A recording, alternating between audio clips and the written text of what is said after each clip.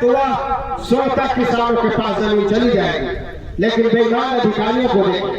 आज से 2 साल पहले जब हम पद यात्रा किए थे, इसे हम इतना के बनारस से पटना तक 111 किलोमीटर राज्यपाल को ज्ञापन देने गए थे।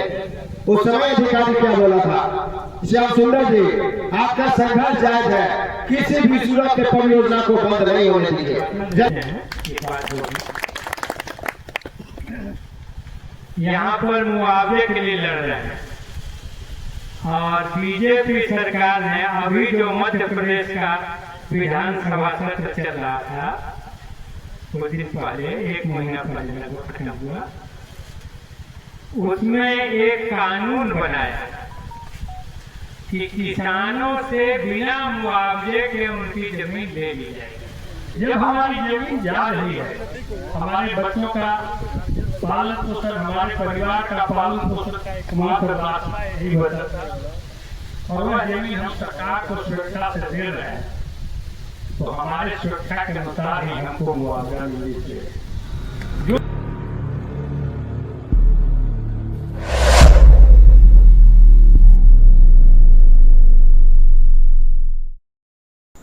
नमस्कार, मेरा नाम है गौतम कुमार और आप अमृत विहार देख रहे हैं। औरंगाबाद जिले के गोह प्रखंड के हमीदनगर पुनपुन बराज परियोजना से विस्थापित हजारों किसानों को भू अर्जन अधिनियम 2013 के मांगों को लेकर 2 दिवसीय किसान महापंचायत का आयोजन किया गया, जिसमें दर्जनों किसान ने भाग लिया। माले के वरिष्ठ नेता सह कलाकार सांसद राजाराम सिंह, कांग्रेस के प्रदेश महासचिव अरविंद शर्मा, श्याम सुंदर यादव, बसपा नेता मनोज यादव, वशिष्ठ शर्मा, राजद नेता नंदलाल यादव, सीपीआई नेता अरुण कुमार सहित कई नेताओं ने इस सभा को संबोधित किया। आइए सुनते हैं क्या कुछ कहा गया इस किसान महापंचायत में। 100 तक किसानों के पास जमीन चली जाएगी, लेकिन बेईमान अधिकारियों को देखें। आज से 2 साल पहले जब हम पद यात्रा किए थे, इसे हम इतना के बनारस से पटना तक 111 किलोमीटर राज्यपाल को ज्ञापन देने गए थे। उस समय अधिकारी क्या बोला था? श्याम सुंदर जी, आपका संघर्ष जायज है, किसी भी सूरत के परियोजना को बंद नहीं होने दीजिए। जब हम उस अधिकारी से पूछे थे कि भैया परियोजना चालू करेगा क्या, हमारी जमीन सिंचित नहीं होगी, हमारे जमीन का दाम सुरेश भाई बिरवानी जी लोग कह रहे थे 700 रुपए डिस्ट्रिक्ट, भैया यहाँ 600 रुपए डिस्ट्रिक्ट भी जमीन सरकार ही है। कितना ईमानदार यह बिहार की सरकार है और यह अधिकारी है।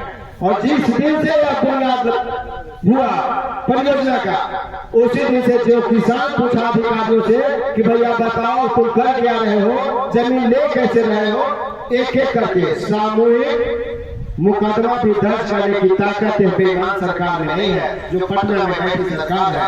एक एक किसानों को टारगेट करती है। कभी सत्येंद्र शर्मा इसके शिकार होते हैं, कभी वशिष्ठ शर्मा शिकार होते हैं, कभी लखन पासवान शिकार होते हैं, तो कभी बखोरी यादव होते हैं, लेकिन कभी भी 150 किसानों को, जबकि किसान हित की बात तो सबकी होती है, सड़क पर तो हर एक किसान रहता है, लेकिन एक एक करके किसानों को मुकदमा करती है। बेचारे नहीं किसान को लगता है कि भैया आपको हम पर मुकदमा हो गया, क्या करें नहीं करें, हम पर तो ऐसा 16 मुकदमा है, इस 17वां मुकदमा हुआ है। आज से कुछ दिन पहले थे सत्येंद्र शर्मा सिंधर जी, 5 लोग गए थे गुरु गोविंद सिंह के पुत्रों की तरह, जब यहाँ काम चीफ इंजीनियर और गो काउंसिल अधिकारी पुनपुन बराज के तमाम अधिकारी यही लगाए हुए थे, हमारे ही खेत में मिट्टी भर रहे थे। जब हम जाके पूछे कि भैया किसकी जमीन है, तो बोला कि जमीन तो आपकी है। हम बोले कि किसके आदेश से यहाँ काम लगवा दिए? हुआ सरकार के आदेश है। भैया जमीन हमारी सरकार को होता है, तो बंद करो काम। बोला कि हम बंद कर दे रहे हैं। कोई दबाव ना तो हम लोग की तरफ से हुआ और ना वो कुछ बात किया। बोला कि नहीं, वो तो आपका सरकार का मामला है, बंद कर दे रहे हैं। आए रोड पे सीओ भी थे और तमाम पुनपुन प्रमंडल पुनपुन के अधिकारी थे। सब लोग बोले कि कमवा तो बंद कराए, अच्छा नहीं किए। और पटना के बताया गया कि इंजीनियर इन चीफ और चीफ सेक्रेटरी, हमको नहीं पता है कि वो दोनों कौन लोग थे। उसी के मोबाइल से बात हुई और उधर से कहा गया कि श्याम सुंदर जी, आप हक की बात कर रहे हैं, किसानों की बात कर रहे हैं, तो ठीक है, सरकार से बात चल रही है, काम आप नहीं बंद होने दीजिए। बोले अरे भैया 20 सालों से आप सरकार से बात कर रहे हो। यहाँ पर मुआवजे के लिए लड़ रहे हैं और बीजेपी सरकार ने अभी जो मध्य प्रदेश का विधानसभा सत्र चल रहा था कुछ दिन पहले, 1 महीना पहले लगभग खत्म हुआ, उसमें एक कानून बनाया कि किसानों से बिना मुआवजे के उनकी जमीन ले ली जाएगी। ये विधानसभा से पारित, और उनको विकसित जमीन में एक हिस्सा दिया जाएगा। तब इस दूर क्षेत्र में विकसित जमीन क्या होगी? सड़क के लिए जो आप जमीन ले रहे हैं, तो बगल वाली जमीन विकसित क्या हो गई? आज जिसकी छोटी जमीन है, पूरी जमीन सड़क में चली गई, तो उसका बचा ही नहीं, तो विकसित जमीन क्या उसका बच गया?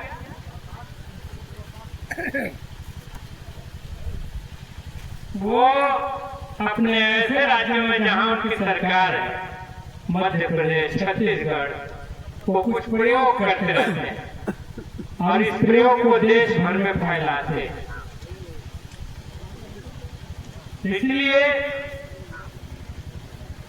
एक बड़ी राजनीति हमारे खिलाफ चल रही है।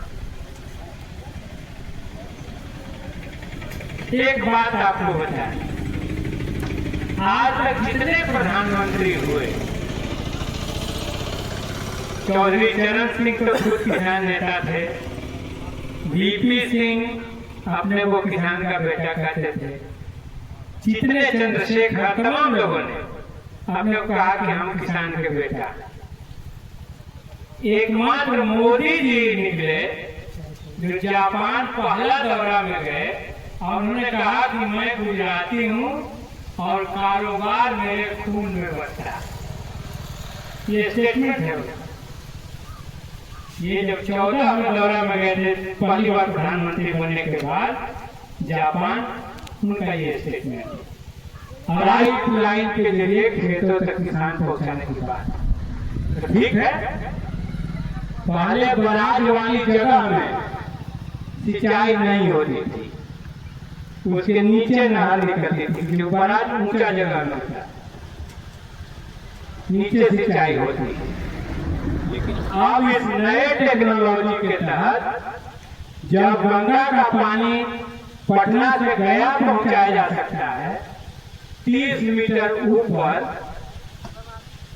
तो बराज के बगल में ये पानी परासी कम नहीं आ सकता, ये अगल बगल के गांव में क्यों नहीं आ सकता? तो बिल्कुल, अगर यहाँ के किसान पंचायत में ये मांग उठ रही है कि हमारे खेतों को सिंचाई का भी इंतजाम हो जो डूब क्षेत्र से बाहर पड़ते हैं, तो ये मांग हम भी बुलंद करते हैं कि नीचे ही नहीं, ऊपर में भी जिन खेतों में सिंचाई का अभाव है, उनको आप पाइपलाइन के जरिए पानी दें। लेकिन एक जगह हमारा विरोध भी है, पाइपलाइन वाले से मन खड़ा, कान खड़ा भी हो रहा है।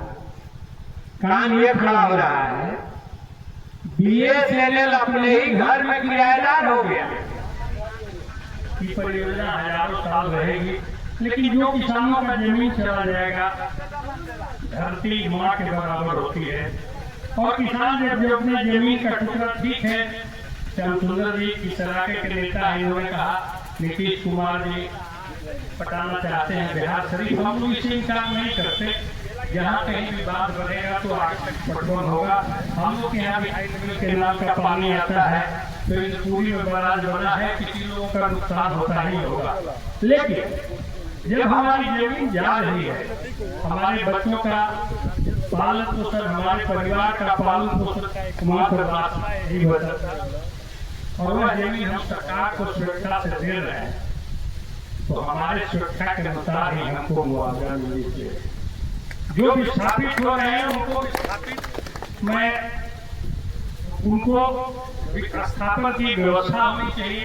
उनके बच्चों को पढ़ने लिखने का यहाँ एक अच्छा सेंट्रल स्कूल टाइप का विद्यालय हो, तो उनको पढ़ने की व्यवस्था होना चाहिए। और आज के बाद आप दर से जो सरकार की नियम है उसके अनुसार उनको पैसा भी मिलना चाहिए। और अगर थर्ड ग्रेड और फोर्थ ग्रेड में राजाराम बाबू अगर यहाँ नौकरी 10, 20, 50 मिले तो जिनकी जमीन जा रही है उनको प्राथमिकता पहले मिले, उसमें उन लोगों को भी इसमें समायोजन हो जाता तो ज्यादा अच्छा रहता।